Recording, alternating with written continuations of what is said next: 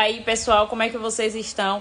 Hoje nós falaremos sobre falsas acusações e projetos de lei que foram criados baseados em informações falsas. É uma estratégia feminista para opressão masculina. Hoje nós falaremos sobre um caso que foi muito repercutido na internet no ano de 2019, principalmente no ano da pandemia. Estamos falando sobre uma blogueira, Mari Ferrer. Quem foi Mari Ferrer? Mari Ferrer foi embaixadora de um café de luxo em Santa Catarina. Era o Café La Musique. Ficava em Florianópolis, Santa Catarina. E ela apresentou queixas contra contra esse rapaz aqui, ó. Esse rapaz é o André Aranha Camargo.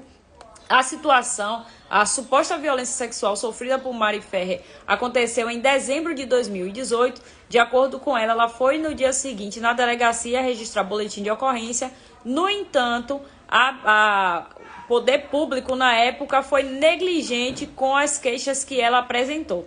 A partir disso, mais precisamente em maio de 2019, ela decidiu tornar pública a situação e foi quando levantaram a bendita hashtag Todos por Mari Ferrer, Justiça por Mari Ferrer. Eu quase caí nessa ideia de lacração, mas graças a Deus o Senhor me guardou e eu escapei intacta. Deixa eu colocar uma foto deles dois juntos aqui para ver se fica melhorzinho. Deixa eu ver se funciona aqui legal.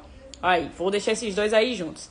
Vamos aos fatos que foram omitidos de maneira intencional pela mídia na época. Bom, os fatos foram que, de fato, nas investigações, lembrando, gente, que quando um tipo de situação dessa acontece, é importante que você fique atento ao que a justiça diz. Nós sabemos que a justiça é falha, porém, a justiça, principalmente por causa de todo apelo público envolvido nessa situação, fez todo um processo investigativo. Eu tenho os dois vídeos da audiência da Mari Ferrer no canal do Reforma na Política. Eu vou deixar linkado, porque esse vídeo provavelmente também vai estar nesse canal. Vou deixar linkado para que você possa acompanhar e ouvir por você mesmo o depoimento do André. É André, né, gente? Eu quero chamar ele de outro nome. Do André Aranha, a Mari Ferrer, a mãe dela e o dono do estabelecimento. Todos eles deram seus depoimentos para que tudo fosse concluído. Mari Ferrer, ela foi contestada em várias coisas e uma das coisas, eu vou trazer aqui os fatos que foram apresentados nessa audiência. Cada vídeo tem cerca de 3 horas. A primeira audiência aconteceu no prédio do Ministério Público, precisou ser encerrada por causa do fim do expediente do prédio, que fecharia às 18 horas. A segunda audiência, se não me falha a memória, foi realizada na segunda-feira seguinte, e aí já foi no escritório de um advogado que ela conseguiu que emprestasse para que ela tivesse todo o tempo do mundo para realizar seus depoimentos. Alguns dos fatos que foram citados. De fato, a perícia detectou que houve uma ruptura recente do ímen da Mari Ferrer. Mari Ferrer, caso você não lembre do caso, ela era virgem, supostamente virgem, até essa situação. Mas aí, sobre esse rompimento do ímen recente, o que é que isso significa? Significa que houve conjunção carnal entre a Mari Ferrer e o André Aranha? Não necessariamente. Essa ruptura recente do ímen pode dizer, de acordo com os legistas envolvidos na época, significam que ela pode ter rompido o ímen há 24 horas e até 15 dias. E por que eu estou trazendo esse detalhe? Porque houve um burburinho na época que Mari Ferrer havia se envolvido recentemente com Gui. Como é o nome do homem, gente? Gui Araújo. Foi namorado de Gabi Brandt, de Caroline Leal, que é a ex de Éder Militão. Tô tentando situar vocês aí. Se você não conhece ninguém dessa galera aí, procura depois. Gui Araújo. E você vai descobrir quem é. Então, até aí, existe uma justificativa plausível para que houvesse a detecção do rompimento recente do ímen. E isso deixaria ai, meu Deus do céu, o exame como algo inconclusivo. Outros fatores teriam que ser analisados e foram analisados para comprovar que o André Aranha, de fato, teve essa conjunção carnal com ela. Uma das coisas que foram detectadas também nas roupas de Mari Ferrer, não o vestido, porque o vestido ela mandou para outro país e a gente vai falar sobre isso daqui a pouco, mas ela tinha realmente o material genético masculino, mais conhecido como esperma, na calcinha dela e ela estava usando um body. Eu não entendi muito bem como é que ela estava usando um body, um vestido, enfim. Mas ela, no depoimento, disse que estava utilizando esse body. Então, havia esse material genético que a mãe dela, em depoimento, não soube dizer se estava dentro ou fora da calcinha, porque quando a mãe dela tirou a calcinha dela, disse que a calcinha embolou toda, então ficou toda embolada, enfim. Então, esse é mais um fato. Outra coisa, o toxicológico dela foi analisado porque Mari Ferrer disse que ela estava drogada. Quando ela disse que estava drogada, o que é que foi analisado pelos peritos? A coordenação motora dela. Ela se protegeu dessa ideia da coordenação motora dela, dizendo que ela estava se movimentando de maneira robótica. Uma das coisas que foi levada em questionamento é o porquê dela não ter acionado os agentes de segurança que atuavam naquele estabelecimento e não pediu ajuda a nenhum deles. Mari Ferrer tenta justificar como é que eu posso expressar isso de uma forma respeitosa? Ela estava mentalmente perturbada porque ela estava supostamente sob efeito de substâncias. Porém, o que é que os legistas, os peritos e os profissionais envolvidos alegaram? Que, primeiro, ela desceu as escadas de forma muito tranquila para quem estava drogada, porque a escada era íngreme. Outro detalhe, ela caminhou, se não me falha a memória, cerca de 1 quilômetro de um clube para o outro, procurando esses amigos dela. Depois ela disse que essa procura pelos amigos foi algo que os amigos fizeram para despistá-la, para descredibilizá-la. Só que o detalhe é que para que ela se locomovesse de um clube para o outro em busca dos amigos, ela não conseguiria fazer de maneira tranquila como ela fez, porque o caminho era completamente irregular, era composto por pedras portuguesas e ela estava usando um salto. Isso faria com que ela perdesse o equilíbrio. Imagina você que é mulher que está assistindo isso aqui, que você já tenha se desequilibrado em terrenos que tenham raízes, em que tenham paralelepípedos, coisas do tipo. Então, ela estava caminhando de forma muito tranquila. Outro detalhe também que Mari Ferrer traz e que foi usado contra ela. Ela pediu um Uber e ela ainda estava supostamente sob efeito dessas drogas que deixavam ela sem muito discernimento. Mas o vídeo mostra que ela viu vários carros passando até que o Uber chegasse até ela. Se ela estava tão desnorteada, ela usa o seguinte argumento, que ela conseguiu pedir o Uber porque o endereço da casa dela estava registrado, então ela só precisou adicionar a casa. E para você que pega Uber, assim como eu, sabe que de fato, seu endereço da sua casa está salvo, você clica, tranquilo. Só que ela conseguiu perceber que todos os carros que passaram por ela, e foram vários, não eram o carro que correspondia ao Uber que estava vindo buscá-la.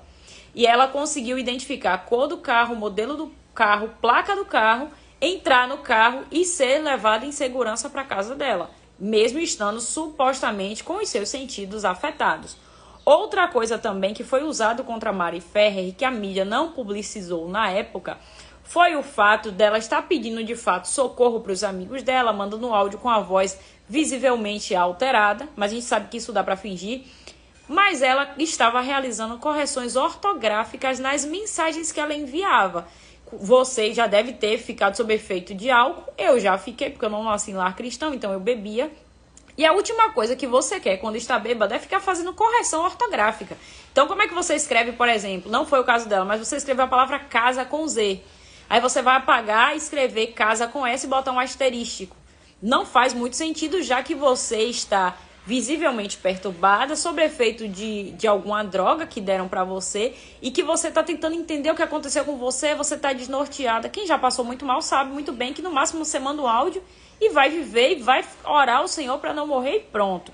Então esse detalhe aí foi crucial também para incriminá-la, ou no caso, para inocentar André Aranha, que é esse rapaz que está aqui do lado.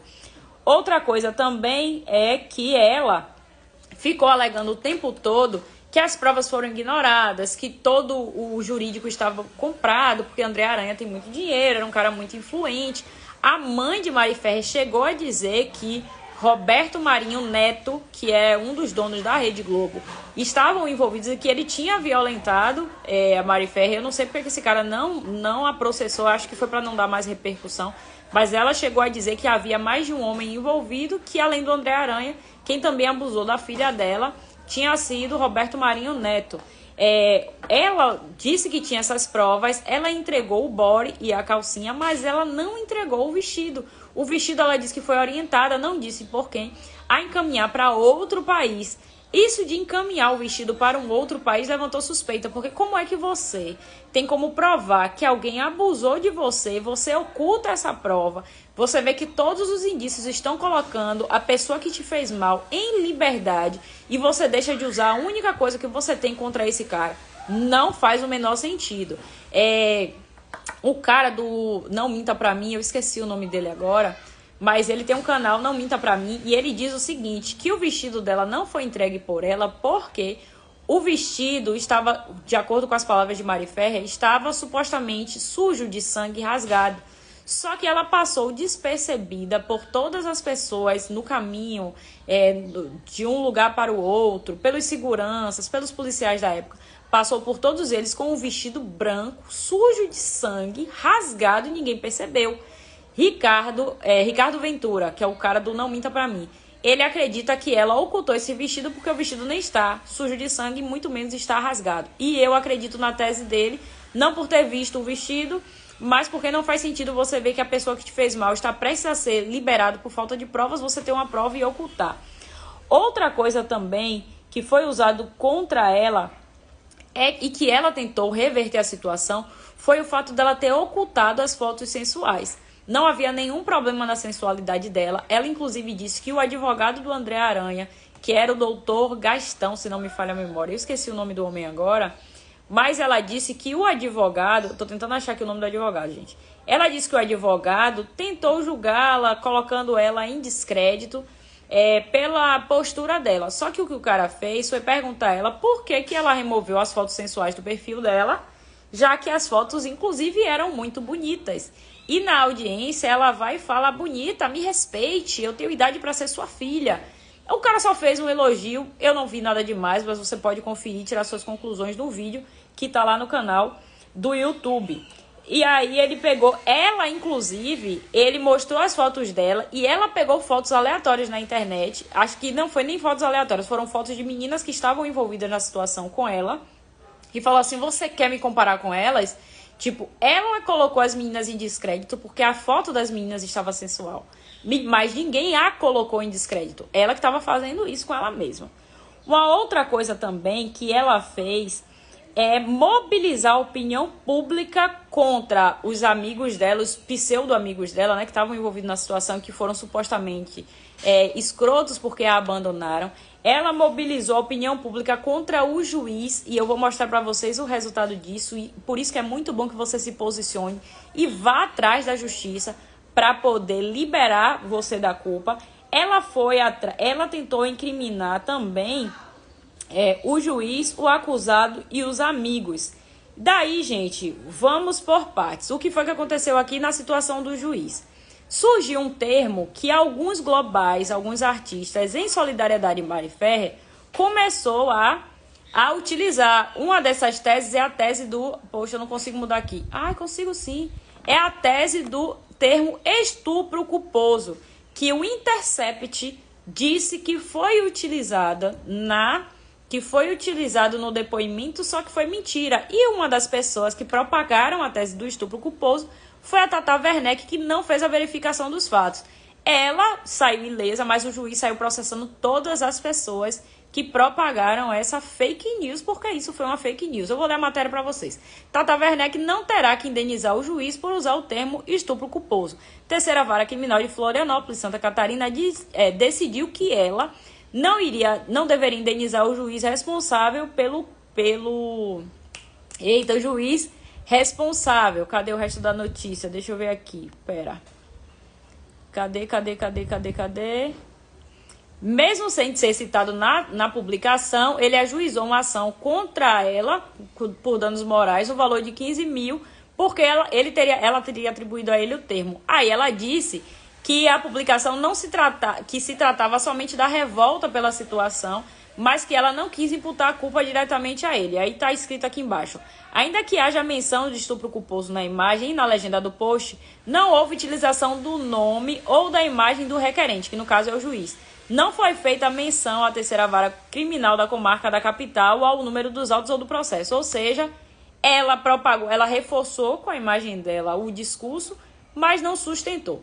Uma outra coisa também que precisa ficar legal aqui para vocês, ó, para vocês perceberem a gravidade da situação, que foi mais uma situação de tentativa de manipulação. Cadê, meu Deus do céu? Foi que o juiz conseguiu ser indenizado pela charge que o mencionava como estupro culposo. Tem outra situação aqui que aconteceu também aqui, ó. A indenização será paga pelo cartonista responsável pela charge e pelo editor do site Poligarquia, que vinculou uma imagem, a imagem e uma notícia do Intercept Brasil. Agora vamos à matéria do Intercept Brasil para vocês perceberem como o Intercept é sujo. Olha só o que eles falam aqui, ó. Caso Mari Ferrer, ONU sai em defesa do Intercept e pede que Brasil retire acusações contra a jornalista. Autoridades solicitam a intervenção do governo federal contra a decisão de condenar a jornalista à prisão e alertam para a ameaça à liberdade de imprensa. São canalhas demais. Vamos ler o resto da notícia aqui. Enfrentando a ameaça existencial, assédio judicial, olha só, eles estavam buscando por justiça. Assédio judicial, a montanha de processos descabidos que estamos enfrentando por revelar verdades inconvenientes. Eles não revelaram verdades inconvenientes, eles caluniaram o juiz que estava trabalhando de forma séria. Gente, é sério, assistam os vídeos que estão no canal, porque o juiz, ele foi o tempo todo muito acolhedor com Mari Ferrer, tentando tranquilizá-la o tempo todo. Vocês podem assistir lá e ver que eu não tô mentindo. Revelar verdades inconvenientes. É um grande ataque à imprensa livre, mentira, e independente do Brasil. Agora, a ameaça mais aguda que enfrentamos... Cadê, meu Deus? Não estou conseguindo tirar aqui do lugar. A ameaça mais aguda que enfrentamos chegou até as Nações Unidas e a ONU ficou ao nosso lado. 4 autoridades da ONU enviaram uma carta contundente ao governo brasileiro expressando preocupação sobre os processos criminais civis contra a repórter Shirley Alves por revelações. Não foi revelações, foi distorção dos fatos, calúnia. Sobre o caso Mari Ferrer. Deixa eu mostrar. Gente, isso aqui tá muito bom. Eu amei o que aconteceu com essa mulher pra ela deixar de ser sem vergonha, velho. Amei mesmo. Cadê? Cadê? Aqui, ó. Para uma tentativa de intimidá-la e silenciá-la por denunciar, mentira que ela não denunciou, criticar e expor a má conduta do judiciário. Escreveram às autoridades internacionais nas áreas da liberdade de expressão, direitos humanos e defesa das mulheres. Elas apontaram que a reportagem forneceu informações públicas valiosas. Gente, o que foi que aconteceu nesse caso da Intercept? Eles pegaram mais de 6 horas, porque, na verdade, foram aproximadamente 6 horas de depoimento, porque foram 2 dias.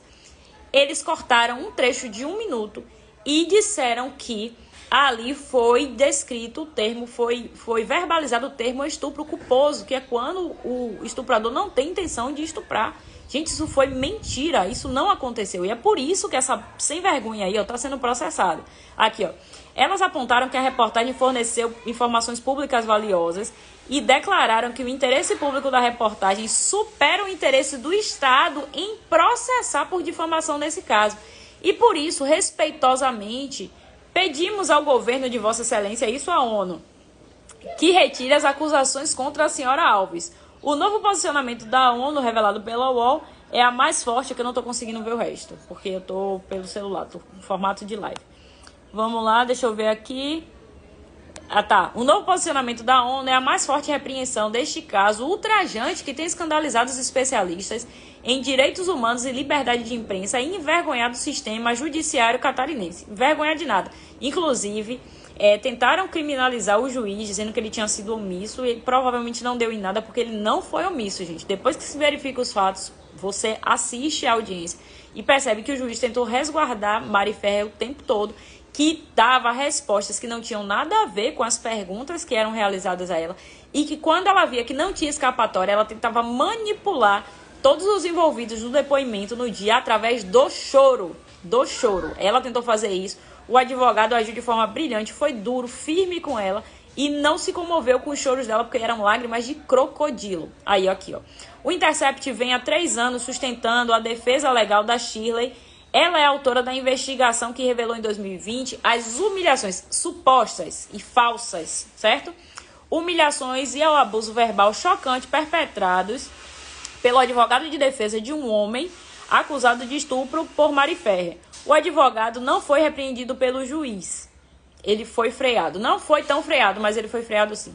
Ou promotor em nenhum momento. O homem é acusado de drogar e estuprar Mari Ferrer. Eu não consigo ler o resto aqui. Vocês vão conseguir ler na live ou não. Cadê novo posicionamento do UOL? A sentença ignorou a realidade dos fatos. Deixa eu ver se é isso aqui ou se tem outro antes desse, pra não atropelar. É isso mesmo. A sentença ignorou a realidade dos fatos e a prova dos autos, resultando em uma decisão flagrantemente arbitrária e ilegal. Mentira. A revelação do tratamento dado a Mari Ferrer causou comoção nacional e levou à aprovação da lei Mari Ferrer. Vou falar sobre essa lei daqui a pouco.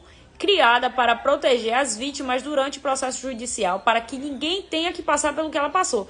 De fato, gente, se uma mulher ela foi vítima de um abuso e ela está sendo abusada ainda, porque existe todo tipo de gente, né? E ela está sendo constrangida no depoimento, beleza. Só que não foi o caso de Mari Ferrer. Mari Ferrer ela não foi legal, tá certo? Ela caluniou o homem e a gente já vai falar sobre isso aqui, ó. Para que ninguém passe pelo que ela passou. Esses homens não defenderam Mari Ferrer. Isso aqui é uma estratégia feminista. Inclusive, teve uma feminista aqui na Bahia que tentou usar isso para lacrar. Ela foi pré-candidata pelo PSD em 2020. Pré-candidata a vereadora aqui. Sem vergonha. Esses homens não defenderam Mari Ferrer, que já estava em estado vulnerável. E depois ainda entraram com 6 ações judiciais contra Shirley Alves, por ela revelar tal abuso. Mentira. Isso tudo foi porque ela foi pilantra e ela caluniou o cara. O cara não tinha nada a ver. Mentiu. A sentença ignorou a realidade dos fatos. Não ignorou. Teve todos esses dados que eu falei pra vocês aqui. E a prova dos autos, resultando em uma decisão flagrantemente arbitrária e ilegal. Explica Rafael Fagundes, o advogado do Intercept Brasil, que representa a defesa da Shirley. Gente, se você foi movido pela massa, você não teve acesso ao depoimento, como eu não tive na época, e você emitiu uma opinião dessa, você não é advogado, eu até entendo e tolero, mas advogados envolvidos nisso, que tiveram acesso ao processo, são mau caráter. Não confie nessas pessoas, porque elas tiveram acesso ao processo. Eu tô tendo acesso a isso agora, certo? Então é tudo mentira. Além disso, a sentença cometeu uma série de erros jurídicos primários, agravando artificialmente a condenação e contrariando toda a jurisprudência brasileira sobre o tema. Incapaz de esconder preocupações corporativistas, a sentença pode servir como uma ameaça contra aqueles que ousam denunciar abusos eventualmente cometidos pelo Poder Judiciário. Mentira. Somos a favor da liberdade de expressão, mas se você quer ter liberdade para se expressar, sustente, pague criminalmente quando você for difamador e calunioso. Inclusive aqui, ó, muito legal essa parte, eu amei. Jornalista foi condenada à prisão por difamação contra juiz e promotor. O exercício da liberdade de expressão não pode ultrapassar o direito à honra da vítima, em razão da divulgação de notícias falsas ou fora do contexto da realidade. Gente, eu amei o desfecho dessa história. Com esse entendimento, a 5ª Vara Criminal de Florianópolis, Santa Catarina, condenou a jornalista Shirley Alves ao total de 1 ano de prisão em regime aberto, ou seja, tá preso, mas não tá, né? Tá em casa, tá batendo perna na rua. E ao pagamento de 400 mil em indenizações devido ao conteúdo de reportagens do site Intercept Brasil sobre o julgamento de uma acusação de estupro contra a influencer Mariana Ferrer. Shirley era alvo de 2 queixas-crime, uma do juiz Hudson Marcos e outra do promotor Tiago Carriço, que atuaram no caso. Em cada uma das sentenças, a juíza entendeu que ela deveria ser condenada. Gente, eu não consigo ver porque tem um aviso aqui. Deixa eu ver se eu consigo. Não consigo tirar o aviso. Enfim. Deixa eu ver uma outra coisa aqui para finalizar. Então é isso, gente. Quer ter liberdade para se expressar? Se liberte. A partir de hoje vai ser inadmissível que você continue defendendo Mari Ferrer ou que você levante a hashtag.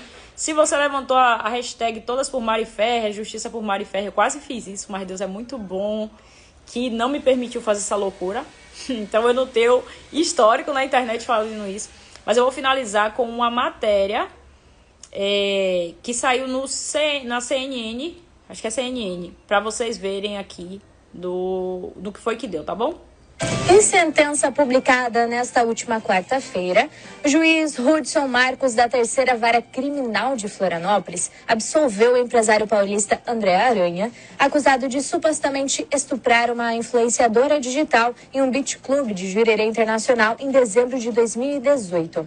O magistrado acolheu os argumentos da defesa do empresário, liderado pelo advogado criminalista Cláudio Gastão da Rosa Filho, e entendeu pela ausência ausência de provas contundentes nos autos e corroborar a versão acusatória.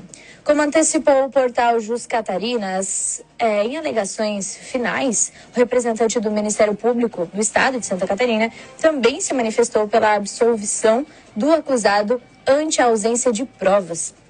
Portanto, como as provas acerca da autoria delitiva são conflitantes, em si não há como impor ao acusado a responsabilidade penal, pois, repetindo o antigo dito liberal, melhor absolver sem culpados do que condenar um inocente. Absolvição, portanto, é a decisão mais acertada em caso de análise em respeito ao princípio da dúvida, conforme registrou o magistrado.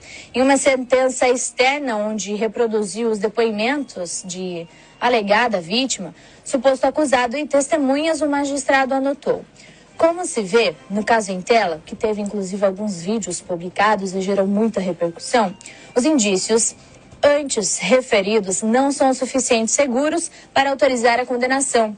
Ademais, as imagens fornecidas pela Polícia Militar demonstram o momento em que a ofendida sai do estabelecimento Café de la Music e se dirige ao Beach Club 300, onde supostamente ocorreu o caso. Da análise das imagens, é possível perceber que a ofendida, durante todo o percurso, mantém uma postura firme, marcha normal, com excelente resposta psicomotora, cabelos e roupas alinhadas, enfim, consegue utilizar o aparelho até mesmo telefônico durante o percurso. Sendo assim, ao meu sentir, conforme disse o magistrado, o relato da vítima não se reveste de suficiente segurança para autorizar a condenação do acusado. Diante disso, não há como condenar este acusado por crime de estupro, quando os depoimentos de todas as testemunhas e demais provas periciais contradizem a versão acusatória. O advogado responsável ainda pelo acusado, Cláudio Gastão, afirmou: faz-se justiça. Demonstramos nos autos que não havia prova qualquer que pudesse responsabilizar nosso cliente por uma violação que ele não cometeu. Em sentença publicada nesta última quarta-feira, o juiz Hudson Marcos, da terceira vara... Volta. Gente, tem mais uma coisa que eu tô tentando mostrar para vocês aqui. Cadê? Eu quero falar sobre a criação da lei. Aqui a lei, para finalizar. Teve uma lei que foi criada no governo Bolsonaro. Essa lei, gente, é uma lei feminista. É uma lei porque eu não consegui pegar o print aqui dessa lei, mas eu vou ler para vocês. Pera aí, rapidão. Cadê, Bianca, a lei? Tá. Sancionada a Lei Mari Ferrer, que protege vítimas de crimes sexuais em julgamento. Essa está publicada no Diário Oficial da União, nessa terça-feira.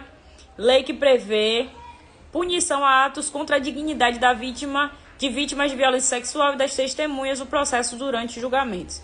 Essa lei é oriunda do projeto de lei do PL 5.096/2020. A norma foi aprovada pelo Senado em outubro, numa pauta dedicada exclusivamente... Não consigo ler o resto. Deixa eu ver aqui o resto. Calma, volta, Brasil. Aqui, cadê? Exclusivamente... Cadê, meu Deus do céu? Oriundo, dedicado exclusivamente a proposições da bancada feminina, que no caso é a bancada feminista, viu? Para marcar o encerramento do Outubro Rosa. O texto é conhecido como Lei Mariana Ferrer. Foi sancionada sem vetos pelo presidente da República, Jair Bolsonaro. A nova lei aumenta a pena do crime de coação no curso do processo, que já existe no Código Penal. O ato é definido como uso de violência ou grave ameaça contra os envolvidos em processo judicial para favorecer o interesse próprio ou alheio. Recebe punição de 1 a 4 anos de reclusão, além de multa, e essa pena fica sujeita ao acréscimo de 1/3 de casos de crime sexual.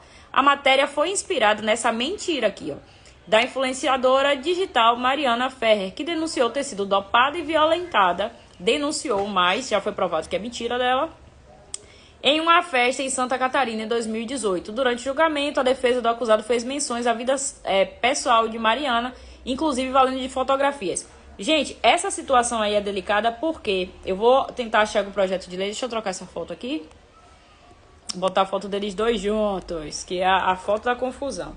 Mas esse projeto, quando o Gastão, né, doutor Gastão, deixa eu subir aqui. Quando o doutor Gastão, ele cita as fotos dela, pergunta por que é que ela arquivou fotos sensuais, por exemplo, ele está tentando mostrar que ela estava tentando vender a imagem de uma menina mais recatada do que ela era. Ele não estava colocando ela como alguém que não prestava. Mas se ela era sensual, não, e ele falou que não havia nenhum problema em ela ser sensual. Ela que estava colocando a sensualidade como um problema quando ela trazia foto de outras meninas que não tinham nenhum envolvimento no caso. Então, assim, quando se aprova esse projeto de lei, você impede que a vida da pessoa seja utilizada para embasar uma tese. Porque para você colocar em crédito ou descrédito um depoimento, é necessário sim que você traga a conduta pessoal do acusado. Imagine, você pega uma pessoa que ela é envolvida, sei lá, por tráfico de drogas. Óbvio que você precisa trazer a vida pessoal da pessoa. Fulano, você já foi pego em casa pela sua mãe, embriagado? Você tem que trazer dados da vida pessoal.